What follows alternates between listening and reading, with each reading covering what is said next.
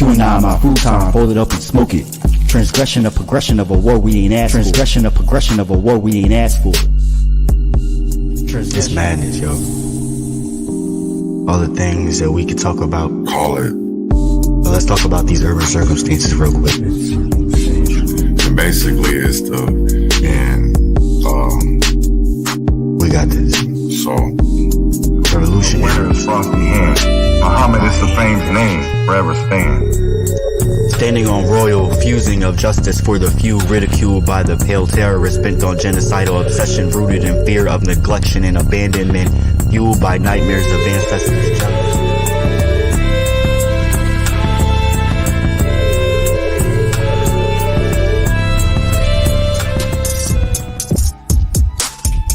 Truth, because at the end of the day, I still want to be able to I don't dislike George Washington. The kind of friends I think all friends should be like my friends. My friends are the kind of friends I think everyone needs.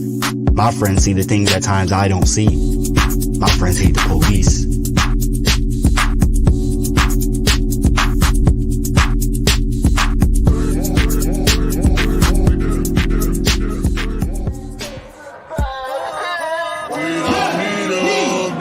What has changed? Are deemed the criminals, and the blacks are deemed the criminals. Shut up and help. Reflection ain't nothing but the inner child trying to see you. You gonna look? You gonna pick up that book? Lord, keep me far from the faith. Guide me through night and day. Teach me your ways. Show me the righteous way to sway. Lord, can you teach me, please? Show me the way, I'd say.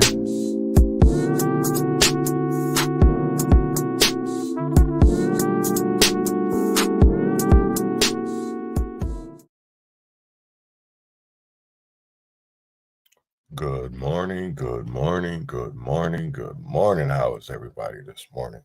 And welcome to another season of the Urban Conservative with Chaz Neal. We're excited to have you join us on this journey of thoughtful discourse and community engagement. DAC is proudly sponsored by the Leon Block Network, an organization committed to promoting transparency, truth, and accountability in the media landscape. Here at the Urban Conservative, our mission remains steadfast to bring you the latest news directly from the streets, addressing critical topics such as gun violence, crime, politics, and perhaps most importantly, exploring solutions to the profound challenges our communities face. As we embark on this third season, the focus is clear. It's time to actively contribute to the transformation of our communities for the better. How can we achieve this? The answer lies in a multifaceted approach that starts with reconnecting with our core family values. Strengthening our sense of community is paramount, fostering bonds that transcend the barriers that often divide us. Moreover, it involves embracing our foundational roots, recognizing the historical and cultural threads that weave through the fabric of our society. In this season, we are calling for more than words. We seek action. It's a plea to move beyond mere rhetoric and engage in tangible, impactful initiatives that contribute to positive change. The time for empty words has passed.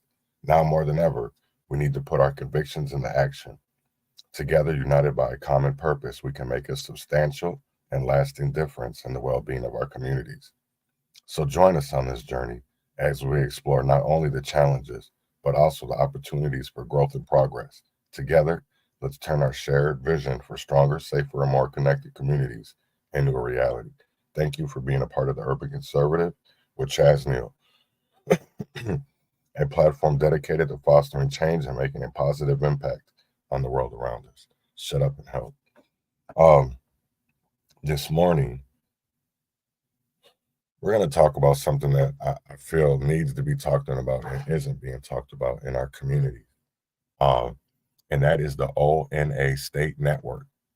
So that is, if people don't know what ONA is, that is the Office of New Americans. What that is it is an immigrant integration and oversight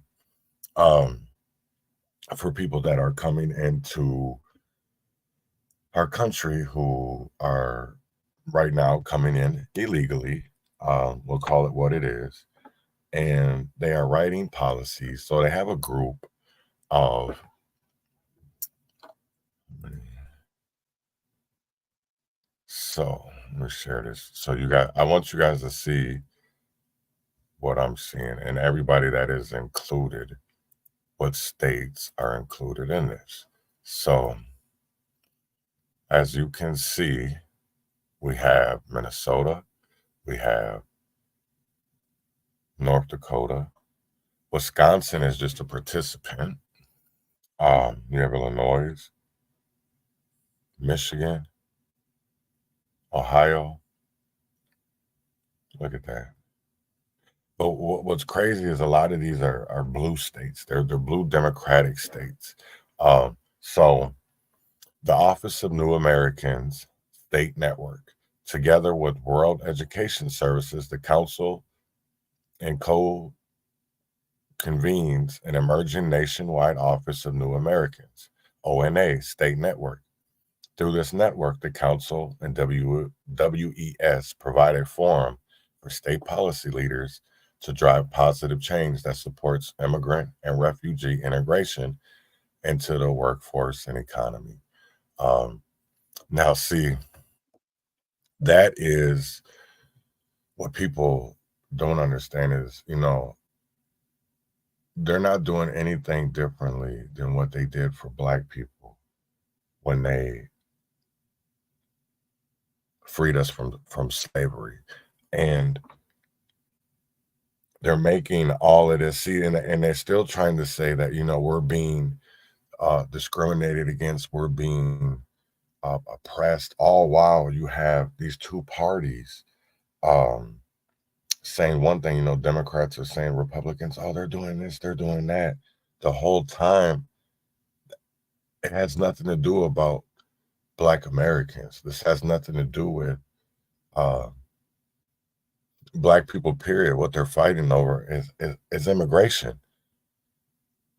They're fighting over immigration because you have progressives that literally are making policies locally to make it easier for driver's license, and like Minnesota just did last year, or like California, or give them, free health insurance, give them everything that,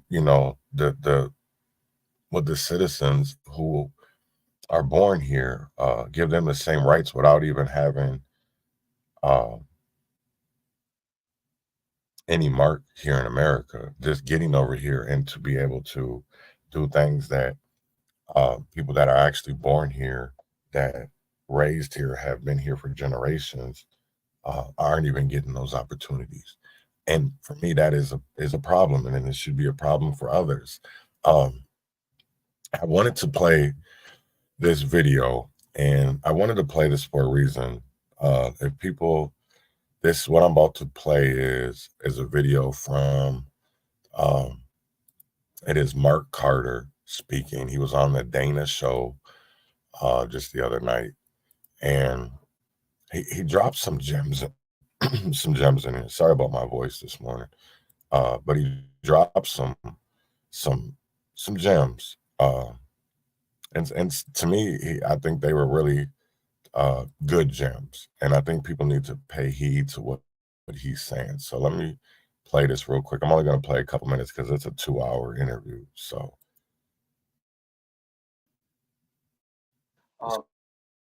But we saw different. We've been seeing different when it comes to these industries, and so our job has always been, as men of the community, to demand that inclusion be a must. So tonight's title is "Are Migrants Removing Black Americans?" In YouTube, I put African Americans for the YouTube algorithms because they're sensitive if you put Black for some reason in the title.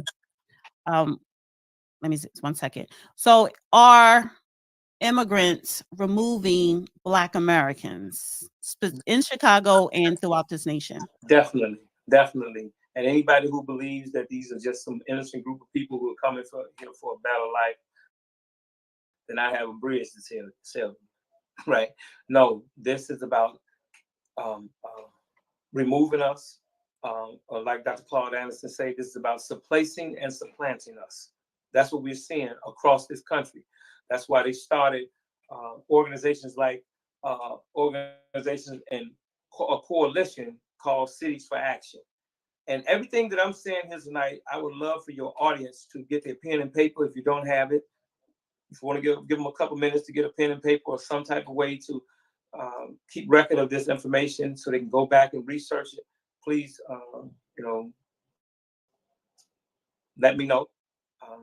Because everybody across this country needs this information. It's going to be shocking, the things that they're going to read and find out. And so the short answer, yes, not just here in Chicago.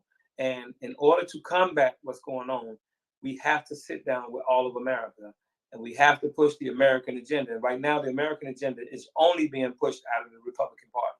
No matter how you may feel about the Republican Party, they are America first. And there's only the only agenda second to the American agenda is the immigrant agenda. And after tonight, you're going to be very clear. Your audience. How do people feel about that when Mark says that Republicans are America first and Democrats are about immigrants first? How do people see that? Because I'll tell you right now, I honestly, I don't agree with everything that Republicans do. Let me state that, because I am going to talk about Walter Hudson today, in the statement that he made this morning on his Twitter account. So I will be talking about that. But this, for me, is we need to start putting America first, and we're focused on everything else but us. And that's what Mark is talking about. And he gets into some very good points, because it's not just a Chicago issue. It's not just a New York issue. It's not just a Minnesota issue. Like Red was talking about, last night, is somebody asked him when he was live last night, when he was doing his podcast, was Minnesota already getting migrants? And yes, we don't have it the way that Chicago or New York has it right now, but we'll soon be there. And that's what I don't think people fully understand, is homelessness is at an all-time high. And you add migrants on top of that, of course, our homeless shelters, our services are going to be strapped. Of course, they're going to be in a chokehold, for the simple fact that there's too many people looking for services. And when you have them writing legislation and policies that put them first and not us, that's a problem. And that's what they're doing. Be very clear, crystal clear, that this immigrant agenda is real, and that in which we have been told to pay attention to the white supremacy, you're going to find out that it's immigrant supremacy, which includes certain groups of whites who are just as immigrant as Hispanics, or just as immigrant as Africans, and these other groups who are coming here to undermine and replace us. So I kind of broke up. I want to break this conversation up in 3 segments. I want to talk about what's going on in Chicago today with the migrants. Segment 2 will be the public policy. So yes, people need to get their pens and paper and write, a few things down. And of course, the 3rd segment would be about the history of Chicago politically, and also the Black history of Chicago, right? But first, the migrant crisis today in Chicago, what is going on? First and foremost, these are illegal immigrants, migrants. People migrate within the country that they're from. These are not asylum seekers. Asylum seekers are those who are in danger, their lives are in danger, they're running from the threat of death. These people are not asylum seekers either. When you're an asylum seeker, you don't come to America. So say you, for instance, right? You don't come to America for 5 or 6 months working, and then during that period of time, you're sending as much money possible back to the country that you were birthed in, right? And then after that 5 to 6 months, than you traveling from America, just say to Venezuela, then Venezuela back to America, and then back to Venezuela. No, you're not an asylum seeker. So these are illegal immigrants. These people are foreign invaders, and they need to be dealt with as foreign invaders who have broke the law that needs to be held accountable. I muted myself. Sorry. So what are you seeing? What are you seeing right now in Chicago? Like, are they still a lot of illegal migrants at the precincts? Where are they still at the airport?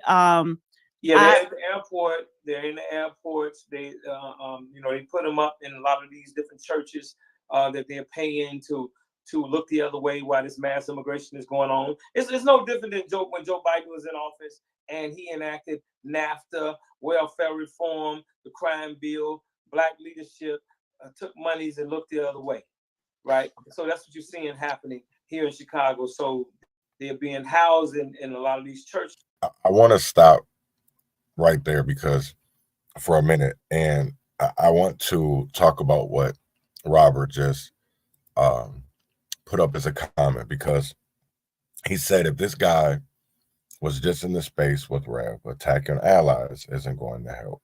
You tell people to screw off, they will. I don't know what space you're talking about, but from this morning, but I will talk about that because there is a lot of toxic in those spaces sometimes, I feel. And how do you get past that, right? Because you have people that are always going to disagree with you, right? But when you can prove it by facts and you can show people, I don't see the need to bring emotions into it. And that's what I feel like a lot of people are doing right now, especially in these Twitter spaces, is getting emotional with it, is really putting their emotions in it. And it's not about you. You know what I'm saying? So when I see or hear people being called, bitch ass niggas and, things like that, no, that doesn't help, right? Now, because if they're allies, and this is what I need people to understand, because you're either on God's side or the other side. You're either on the right side or the wrong side, right? There is no more in the middle. So we need to be respectful and to have respectful discourse, dialogue with the people that we see as allies, for the simple fact that we're on the same side. If we're sitting there, if we literally right, no, definitely. See, and that's the one thing that's what I'm talking about, because if we have people that see how they have power, we also have power, right? But our ammunition is stronger than theirs. That's what the whole crazy part of it, what people don't understand is, we don't need guns to fight our government, because we have a whole bunch of evidence,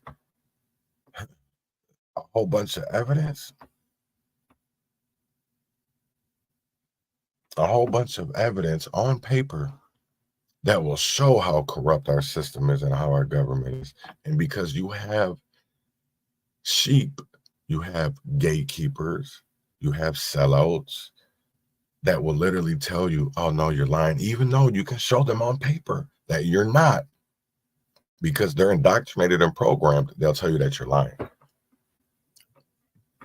when you can literally show people. And that's why you have that's why, what's crazy is, I'll tell you right now, there would be enough people, if Dr. Claude Anderson had the followers that Ben Crump or Al Sharpton had, they would have killed Dr. Claude Anderson a long time. But because nobody really pays attention to him, that's why he's still here. The same thing with Brother Rizza Islam, because that's why they try to silence them, so that they don't get that following. That's why you don't see them on Twitter. That's why you don't see them, their pages being taken. And I don't even like Sean King, and the only reason why I'm bringing him up in this is because of the things that even though he be lying about some of the shit he be doing, he does cause makes awareness about certain situations. So, and everybody, you know, that's why he's considered a leader, because of his following. And that's crazy to me, of that we look for how many followers they have to see if they're a leader. Like, it's not a popularity contest. But of course, that's the way it is, because these people are selected, not elected. Oh, Rev fired up this morning. I see already. I see a lot of people are fired up recently. But I wanted to go into what Mark was talking about, and when he said about migrants, right? Because migrants are individuals who move from one place to another, typically across borders or within a country, with the intention of establishing a new residence. Now, when we talk about that, because they do, right, I agree, and I'm gonna get to that in a minute, but I want to go to with the intent of establishing a new residence, because yeah, they do come across our border, but they're not from Mexico. So that doesn't make them migrants. That doesn't make them asylum seekers. Everything that the Democrats are sitting there trying to tell us, it doesn't, because these people aren't coming from situations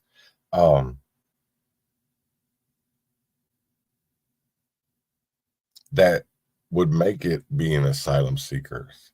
Or let's start taking care of us. Let's start making committees and you know what I'm saying? While they putting all this money towards replacing poor people. That's what they're doing. It's not so much even about replacing Black people. It's about them replacing, period. Now,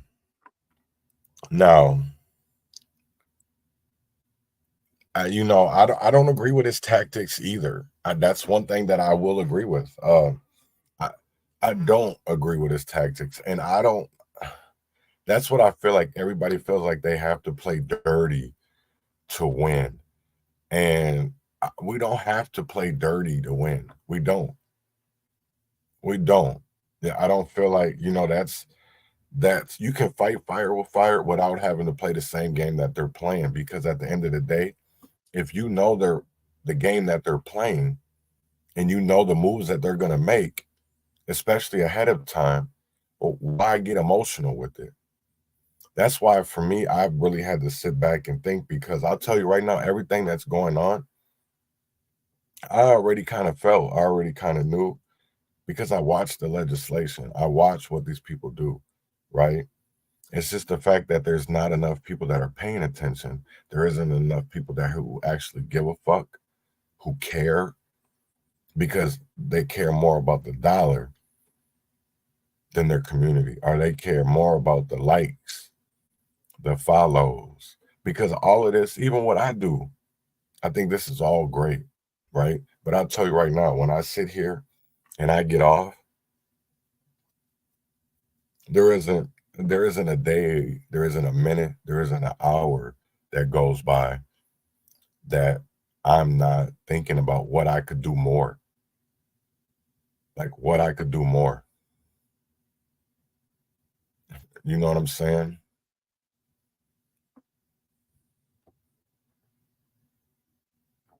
Damn, what space was this? Because I did see you were my Twitter said that you had joined and speaking in a space, but I couldn't see it. So I figured it was a Sir Major space, and he don't like me. And see, here's the thing of it is too, right? I have a problem with a lot of that shit that goes on Twitter, because people don't fully do their research on people. There's no way that I'm going to do any type of business.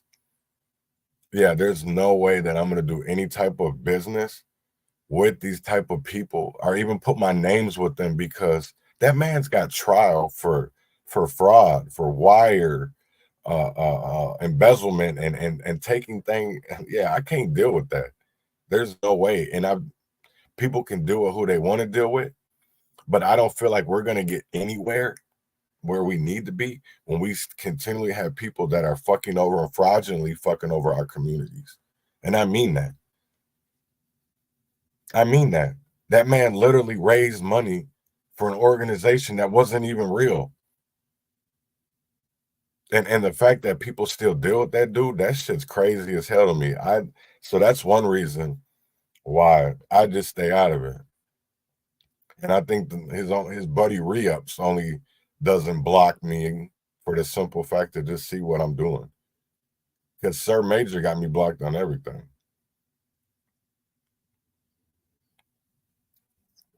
And I don't even like to bring up that dude's name.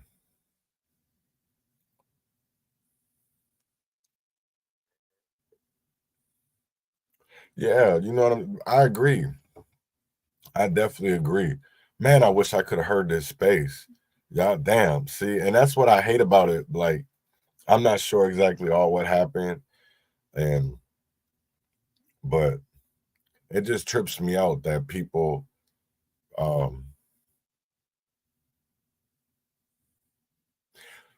what did they attack you about being part Native for?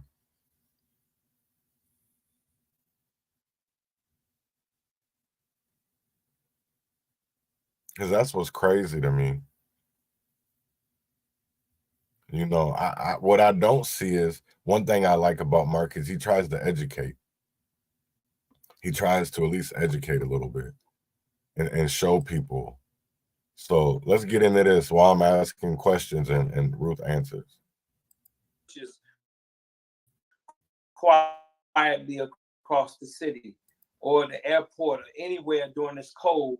The Standard Club, for example, which is right down the street from Senator Durbin's office and the federal building, they allow us to happen. And so if we don't do something about this, this is going to overload and overrun these cities that we're in. No different than it did in Cali, New York, Florida, Minnesota, and all those places. But we've never seen an influx of illegal migrants this massive in this nation, number one, and I'm Chicago, number two. Am I wrong? Because we're seeing them coming in here on the bus loads in real time, and it's nonstop. So they're here because we are no longer acquiescing to the blue no matter who agenda. And so they need a new voting bloc, as well as they are accommodating them by making them the workforce of America. This is their way of getting around having to deal with us and to attract these people to come in. And so pay attention to the way that they are putting these people to work, giving them access to banks, giving them access to loans to buy homes, as well as expand businesses and start businesses. And so, man, look, these people are here to replace us. Don't let anybody tell you anything other than that. And even the Black Democrats of California, who thought that they were part of this progressive movement, these liberals, these Democrats, and in the end, they got rid of them. The Hispanics that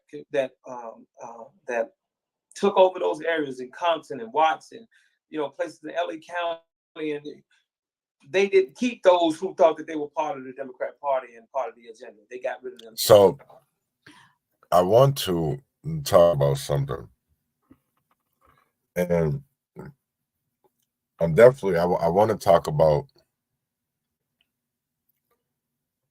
they were saying we have to make stuff up about corruption with the gatekeepers. And I agree with you, Robert. No, because we already have enough. And what's crazy, it's not even, if people don't know who VJ Smith is, VJ Smith was the executive director of Mad Dads here in Minneapolis, Minnesota. And he was doing sexual things for years to people, right? To women.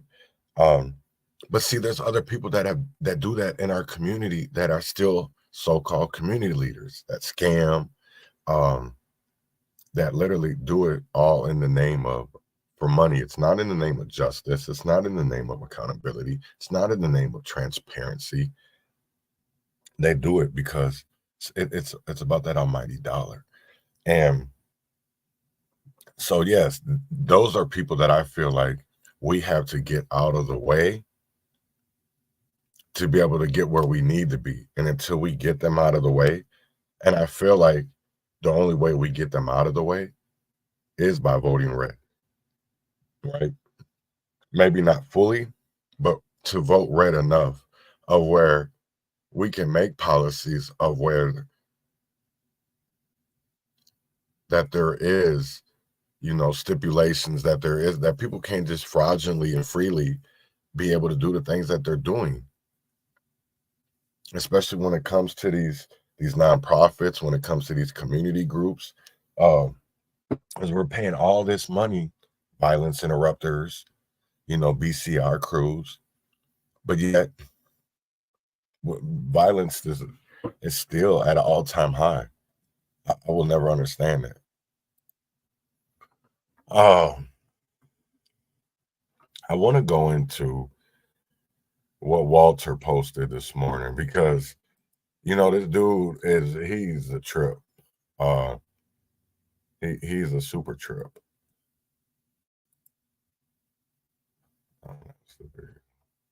So let me get to also harsh reality. White America get behind Black Americans that suffered. Damn, that's what the space was called, huh? Crazy. Yeah, that dude doesn't. He don't. Yeah, that must have been a Sir Major space. So he says, if Republicans see this going on, at what time have they said, here is our opening, we need to do something for Blacks? Blacks have, this is Walter's statement. Blacks have been shoved aside by their Democrat patrons, replaced in the pecking order by illegal migrants. No one asked for this, but they inadvertently voted for it when they bought into the false leftist narratives. The left was never going to make America's lives better. So I want to play this. It's 5 minutes. I'm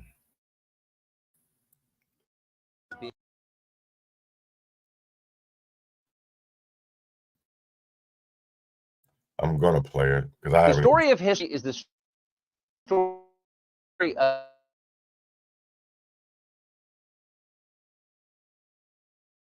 another begins. Asians drive history.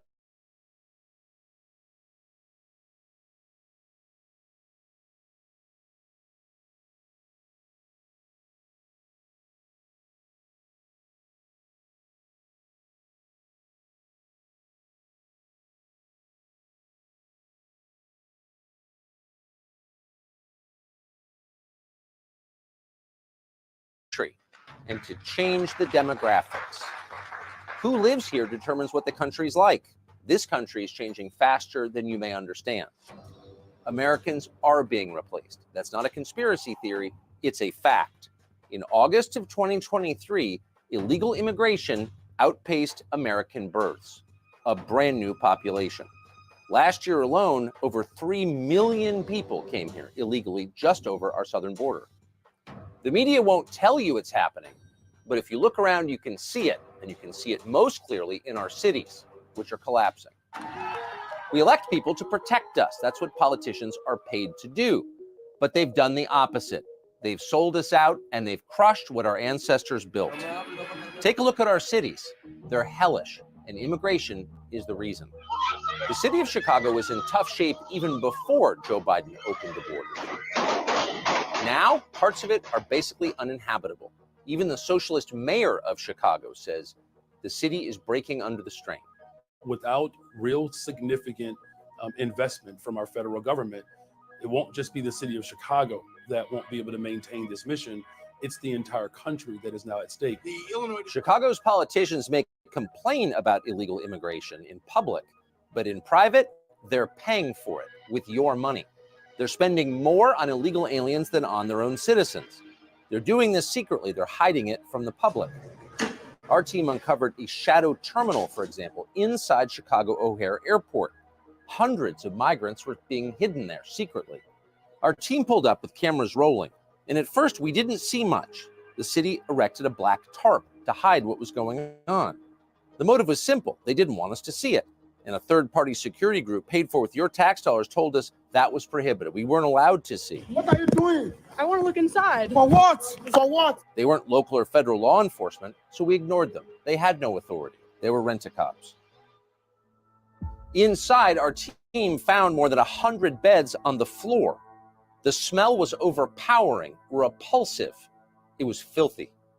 But it's not just airport terminals that have been given over to people who've come here illegally from the poorest countries in the world, without permission, criminally, and yet being supported in every detail of their lives by taxpayers. No, even police stations in Chicago have been turned into refugee camps. This is new video never seen before of what's actually happening inside Chicago's police stations. Keep in mind, the people who work in those police stations are paid to protect you, but that's not what they're doing. They're running refugee camps for illegal aliens. As our cameraman approached the Chicago police precinct in the city's downtown to see what was happening inside, you see people come out, illegal aliens, shooting him the middle finger and yelling. They didn't hide their hostility. Many other illegals have been pushed into poorer, predominantly black neighborhoods on the South Side. We went there. We spoke to someone who has lived on the South Side of Chicago virtually his entire life. He's enraged by how the city has fallen apart under its sanctuary city policy. Andre Smith, CEO of Chicago Against Violence.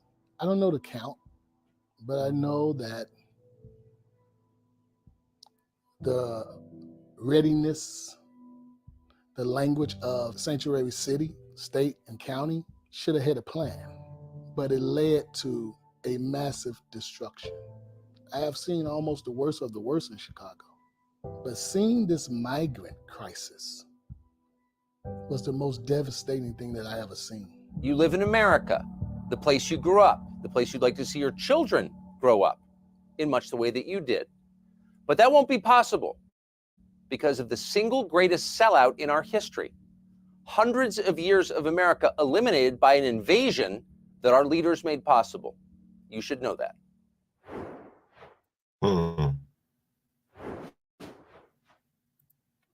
So, what do people think? So, Walter says blacks have been shoved aside by their Democrat patrons, replaced in the pecking order by illegal migrants.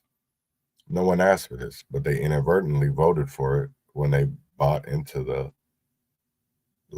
false leftist narratives. The left was never going to make American lives better again. New Americans, yes. New Americans, yes. New Americans, yes. So I don't think nobody's left them a comment on there. Nope. But it's been shared 6 different times. Interesting.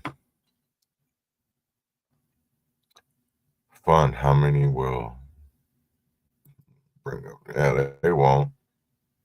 They won't. So is this the space you guys were talking about? Harsh reality, white America, get behind black Americans that suffer. That dude's crazy. Yeah. That's what I'm saying. Like some of these spaces, the things that they talk about is crazy to me, because I feel like you should literally just stick to a couple of things about it. It shouldn't be no more, with the disrespect. Because when it comes to them helping, how is it us being unorganized while they're organized and strategized gonna help? Because they talking peer-to-peer mentoring, coaching, tech support for officials looking to set up offices. But what about the offices and support we need for our communities? It feels like we're always taking care of others, but who's taking care of us? I want people to think about that, because it doesn't feel like we are taking care of others. But when are we going to actually take care of us? Because the mass shootings are even, I like what I'm going to talk about tomorrow when it comes to policing. You know what I'm saying? Because the DOJ report came out this morning about the Utah situation. And we all know how that went because they didn't protect and serve. They ducked and swerved. So, but when we're talking about the new Americans and being replaced, you know, they're playing with our policy analysis, analyzing federal immigration laws like it's the only thing on the agenda. What about policies that directly impact our communities? It's like they got blinders for our struggles, but everybody else's, they have magnifying glasses. They have telescopes. But when it comes to problems in our own backyards, they got blinders. That's what we vote for, it feels like. All because of the name of, you hear, oh, they're racist. They don't care about y'all. They don't care about us either. And you know what's crazy is, I sit there and when I say failed democratic policies, look who's wrote them. Biden. Crime Bill Act. We're still got people locked up over that. We still have people locked up. We still have people locked up. They criminalize anything. They feed it down and fearmonger, and it only hurts us. And yet nobody says nothing. We go along with it because of our paid activists, our gatekeepers, our so-called community leaders who sell out. Because, yeah, and that's what's crazy. I was just having a conversation this morning about that, because how do we get change when damn near every organization, every church is taking money to be silent or to look the other way? How can we? When we got politicians that say they want to do better, say they want to make change, that's what's crazy for me, because, for somebody that was a state legislator and says that Minnesota's so racist, but yet is the most quietest, especially when you were behind them closed doors, and yet you don't say a peep. You know all these people's secrets. You were in those meetings, those behind the closed door meetings.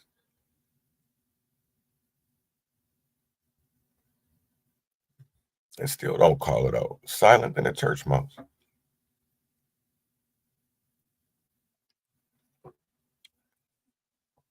But you'll go confront a white pastor. When are we going to confront the bullshit in our communities?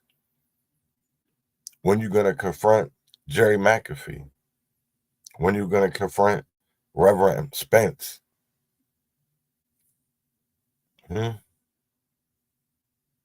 Or the fact that Violence Interrupters just bought a liquor store over north. Well, they can't get rid of the violence, so they're just going to induce more violence. Okay. They can't prevent it, but they sure can induce it. Yeah.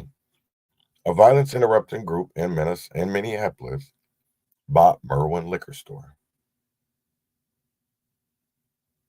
That is facts. They're gonna say that he didn't do it off of money from the nonprofit We Push for Peace. But I can guarantee you that some of that money to pay for that building, to pay for Merwin Liquor Store, is definitely came from contracts from the city or the state, or possibly even feeding our future money. Because I'll tell you right now that liquor store, Merwin's, the people that owned it previously, there's 7 Merwin's in the metro city, in the Twin Cities metro area, right? That was their number one store over in North Minneapolis. That was their number one store. their number out of all the stores because they had stores in Minnetonka, nice areas, and that was their moneymaker, was the North Store. And this is all on paper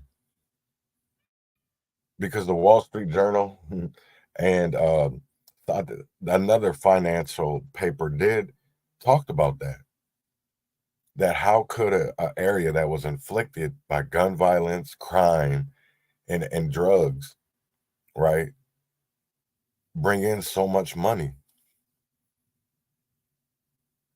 That store brings in millions a year, millions. And it's all on paper. That was their number one store. And maybe they probably still well, but that shit's crazy. No, this is all public information. If you look up Merwin's, you will see that North Store on Broadway and Lindale was their number one store out of all their stores in the Twin Cities. That was their number one store. Even in the richest areas, they weren't there. Where they're in the richest communities, weren't even doing the numbers that the poorest community was doing. So what does that tell you? Yeah. And that money doesn't go back into our community. Just like it's still not. That's why I will never understand that. But it trips me out because the train's going to be going through there, the light rail. So we'll see how that goes because that'll be quite the adventure for Northsiders when that light rail comes in. That'll be quite the adventure. And it always will be economy equality. I can't say my words lately. I got to be able to pronounce them better because of my teeth issues. That's why it's such a hard time pronouncing. But I'm not, I am undereducated. I'm self-educated, self-taught, especially there recently. But it is economic inequality. And but it's all written by design too, Ben. And when I say that when it's written by design is because when you look at our policies, when you look at the legislation, it's never directed at the core issue that is going on in the Black community, right? Because when they do things for Native Americans, it's written for Native Americans. When they do things for Hispanics, they don't put persons of color or BIPOC. They don't do that. They don't do that when it comes to the Asians. But every time they do something for Black people, right, it's always BIPOC or POC. So there definitely is a big what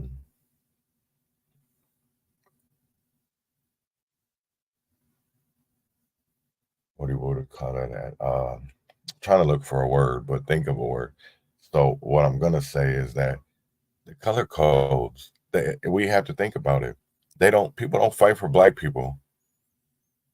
Right. You know what's crazy is I will tell you this, Ben, that it's not just Keith, right? Because you got to also look at Cedric Frazier and Bobby Joe Champion, because Bobby is still is an attorney. I don't know if he still does. I think he is still an attorney part-time, but he is a lot of their criminal cases or civil cases.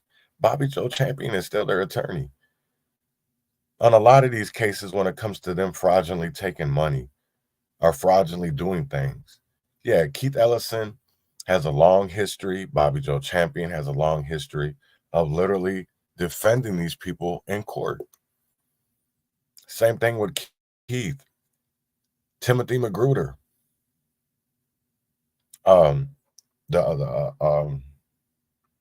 He defended Sharif Willis and even the people that when Jerry Half. Keith Ellison was one of their attorneys. So you literally, these people, our leaders, you go back in history, some of the biggest cases in Minneapolis, in Minnesota, you will find their names attached to it. Amy Klobuchar, Mayan Burrell, I'm not defending anybody. You look at Marvin Haynes, right? You look at, is that his base? Potentially, it could be. I mean,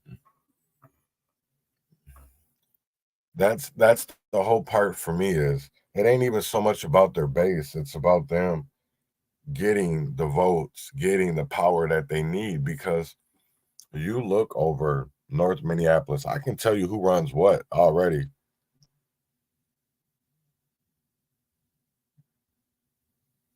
No. You talking about Keith Ellison? So Bobby Joe Champion and Keith Ellison both have been attorneys in criminal cases and civil cases with our community leaders, and some people that they have been wrongfully convicted. And Keith doesn't even fight for them, so he definitely ain't gonna fight for us.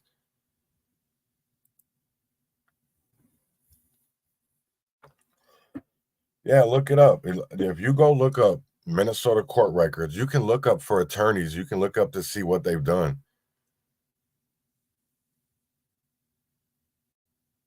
Right.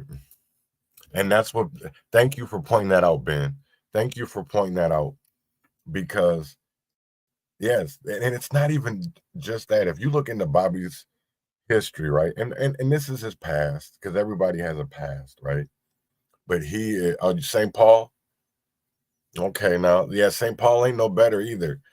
But when it comes to Bobby, you know, you look in his past, he done a lot of bullshit, because before there was a Cub Foods on Broadway, there was a Target, right? Ask Bobby why he was arrested and went on a chase from Target over north. Because he used to be a booster. Him and his sister, were boosters. That's how all this has been able to go on for so long, because they protect each other. I'm going to tell you, if you're in St. Paul, Fletcher, your sheriff, Fletcher, crooked. Reverend Spence, Deputy Reverend Spence, crooked. Yeah. The Feeding Our Future was crazy. You have Ramsey County deputies that got money from Feeding Our Futures, and it's public information. Reverend L. Spence, Deputy Spence's son, was literally just arrested in Minneapolis now, I think 6 weeks ago. These are the things that these people don't want to tell you about. But yet they'll be all out here getting awards, and they can't even protect what's going on. They can't even do their own households, because their kids all out here running all crazy. And these are supposed to be our community leaders, people that we're supposed to expect for them to be able to do the right thing, and they can't even do the right things in their own house. I want people to think about that. Right? Because if they really cared, how are you going to go say you work for their kids, and yet you get arrested for a DWI, drunk, going, I think 65 and a 30, or 55 and a 30, driving drunk. And then you get out of jail because your auntie gets you out of jail because she used to be a former police officer. Your daddy worked with the police. You work with the police. And then you're giving a presentation with the kids and the Minneapolis police 2 days later. This shit be tripping me out, of the shit that goes on in our community, and people don't even call it out. Because if you talk about it, they'll cut your check off. You'll lose your opportunities, and people can't lose that. They can't lose that. No, I don't like Carter. Carter, I'm going to tell you right now, right? Carter is going to bankrupt St. Paul. And I'm going to tell you why. Because if you look at what they're trying to do with buying all that medical debt and the money that they're only going to get back off of that debt, How are you? See, that's what trips me out, man. You got to look at that, because I don't even know if you know that, but that the city of St. Paul is buying all of that medical debt. You got to watch that. Look at all that medical debt they're buying. Nope. That's what's crazy. I've only got a couple minutes left on here today, but I want to talk about Hastings, Minnesota real quick.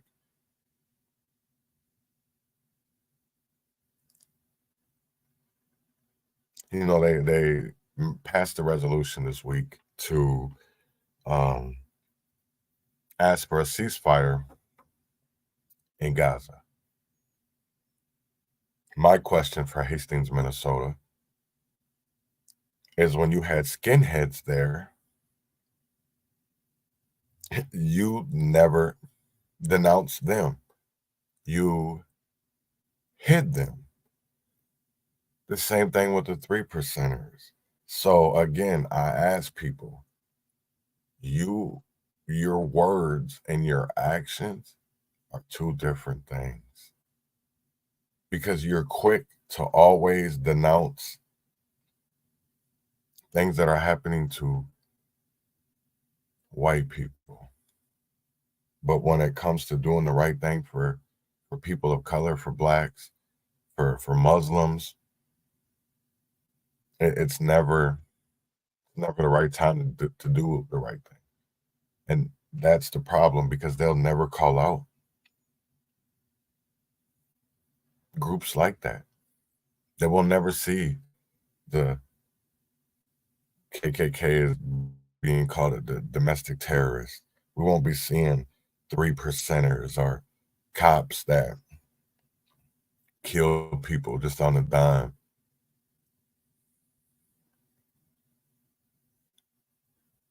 Yeah, you know what? Thank you, Ben, for that. And I want people to also know Carter is a part of the Cities for Action. If Cities for Action is the same thing that they're doing for this Office of New Americans. Carter ain't. You know what's crazy is, I don't even think. I don't know Carter like that. I've never lived in St. Paul. I've only known about Carter because of the politics. And I protested at his house. I've done all that goofy ass shit, but he's really what's the Office of the New Americans or the Cities for Action. Yeah, all of that is stuff to do with migrants. It has nothing to do with us Americans at all. All the legislation and all the things that they're trying to do has nothing to do with America. Cities for Action. So Cities for Action is about Office for New Americans. I just talked about it earlier. Hold on, let me see. I'm gonna put the I wonder if I'll be able to. Damn. They have a website, and I'm gonna put it in there. Hold on.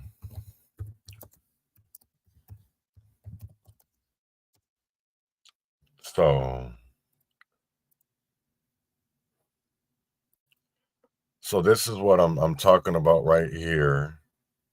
And if anybody can put this, okay, here is on cities and counties are leaders in advancing action on immigration.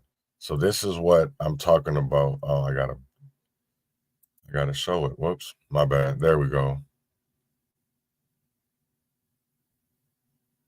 Right. All these, exactly. You know what I'm saying? And I'm glad people are paying attention now, because we knew it was coming. So if you go to citiesforaction.us, and I will put that. I guess I'm gonna go over an hour today. Sorry, y'all. But I feel like this is important. So I'm gonna put that in there. And then I'm gonna just go over this real quick. So Cities for Action is a coalition of nearly 200 U.S. mayors and county executives. Let's see. Cities for DAC-The, our leaders. Okay, so let's go to where, because this is their leaders. Now you're gonna see. I'm gonna show you because you're gonna see Carter on weird ass on here. So we have. Let's see here. I gotta find them. Might take me a minute because there's over 200 of them,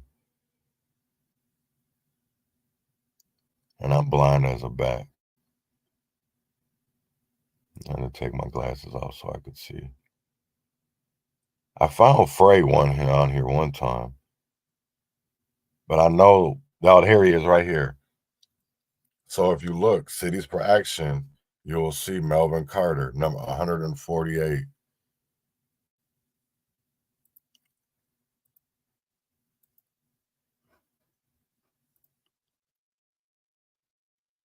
What did I say? 148 right here. So I'm going to his city of St. Paul. I'm telling you, y'all better watch that. Understanding you better watch that because they are literally setting up all of this for them to. I'm not so much going to say replace us because, yeah, it's crazy. It literally is crazy when you look at the. Okay, let me ask you this, right? If you live in St. Paul, look at your city council. How many of them are actually born in America? I think the only one that possibly was Bowie. Everybody else was born in another country, and they want to call that the most diverse American city council. No, how about the most diverse immigration council? Because they don't even everybody doesn't even come from America. Yeah. Well, I'm glad you were paying attention. And if you look at that, there's cities for action, but even here in Minnesota, because our legislative session starts February 12th. Watch the bills and I'm going to tell people, watch the bills that go through. And I'm going to tell you right now, a lot of them are not going to be for Americans. It's going to be about these new Americans and it's the migrants. And we already have a bad homeless issue. We already have I'll ask this question, right? If you're a Minnesotan, correct me if I'm wrong, but when they came out and said that they were feeding everybody at school, how did they feed 1 million more plus people than they thought they were going to? So unless they're scamming fraudulently, or all of a sudden we just had an abundance of more people come. So what is it? Do we literally have somewhere possibly 250,000 maybe migrants here?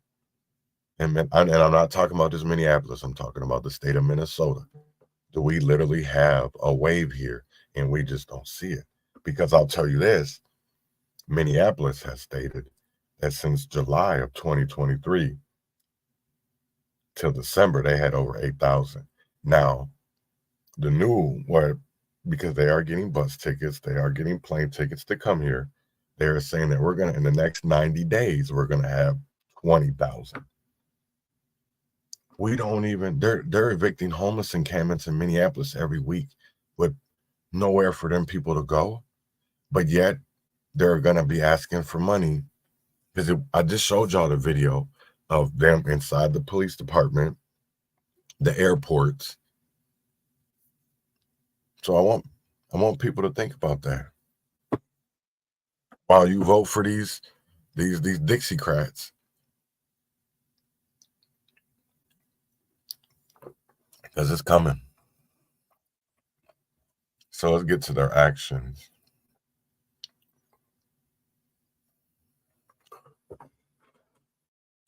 DACA. Cities for DACA campaign makes it clear that DACA recipients straighten the social and institutional fabric of our cities. Telling y'all, man. And I don't, I feel like the whole thing with, I don't really, okay. Immigration reform. There are 13.2 million immigrant essential workers in the U.S., including 280,000 undocumented healthcare workers. Holy.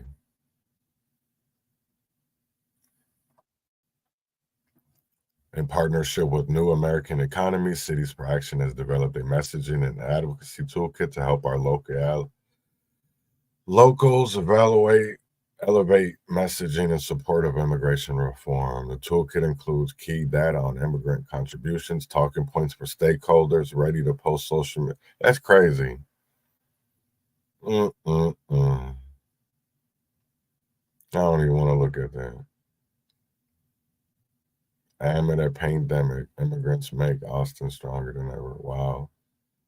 So we just keep on voting for them though.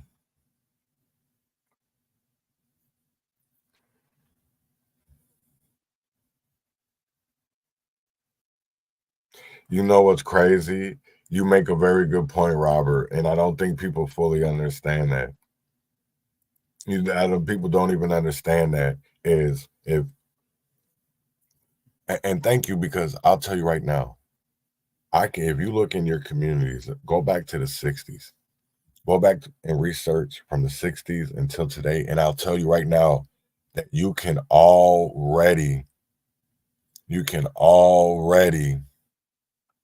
see the shift, because I've seen it in Minneapolis.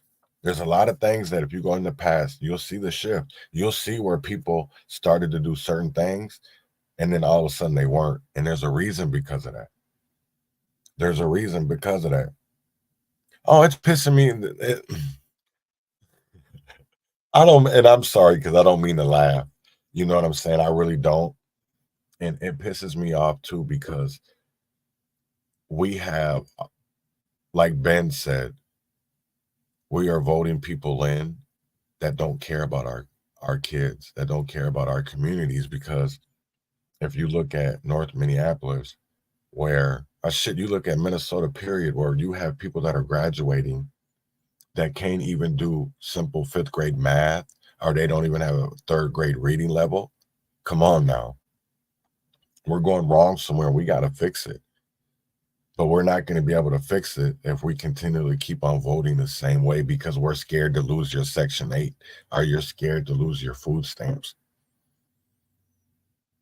That all that fear mongering that they do, that they can't do that. It's not going to happen like that. I want people to know that it's not going to happen like that. So don't let them fear monger anymore. Do not let them people fear monger anymore, because we need to stick together, but we have to unite and to be able to have a public discourse, to be able to have a public dialogue, and be able to be respectful, because we all have a story. We all have our own perspectives. We all have our own opinions. But when it comes down to facts, let's leave the emotion out, because there's already going to be enough emotion there, because a lot of people don't understand the truth, because they've already been indoctrinated. So we just got to be patient. And I know with education and patience, we can do this. I know we can. And I'm not, because I know for me, the more that I educate, the more that I'm liberated. So there's certain things that people say to me now that doesn't bother me anymore. It doesn't bother me. I laugh at it, because you know what? Sticks and stones may break my bones, but words will never hurt. And I don't live in a glass house anymore. I'm rebuilding my foundation. And my foundation that I have right now is a solid foundation, because I live my life truthful. I live my truth. I have no reason to lie. I have nothing to hide. None of that. So I'm rebuilding my foundation. So that's why even, I said there yesterday that I'm okay with, burning bridges to make sure that I build a new foundation, that I build a new bridge, because obviously that bridge that I built, that bridge that I burnt wasn't made to last anyways. And if that bridge is burnt because I'm calling you out because you're doing wrong, then it's definitely time to build a new bridge. So don't ever be feel like you were in the wrong or second guessing yourself because you cut people off because they're still doing the wrong. Don't be afraid, because that's what it takes. We have to stand on our own. We have to be able to stand against the wrong, because if we don't, we're no different. We're complicit. So I just want people to really think about that, and don't let people tell you that you're racist, that you hate people that are not American. Don't let them do that, because it has nothing to do with that.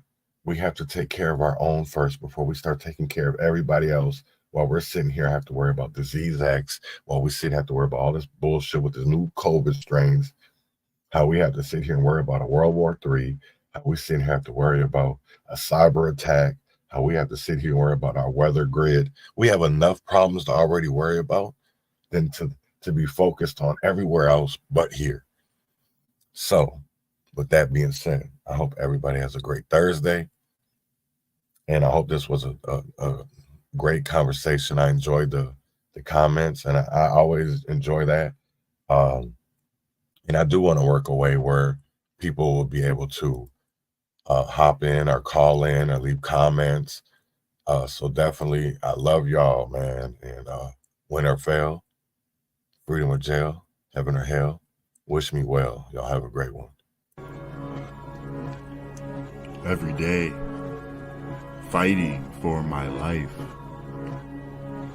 Every day, fighting for my life. Fighting for my life.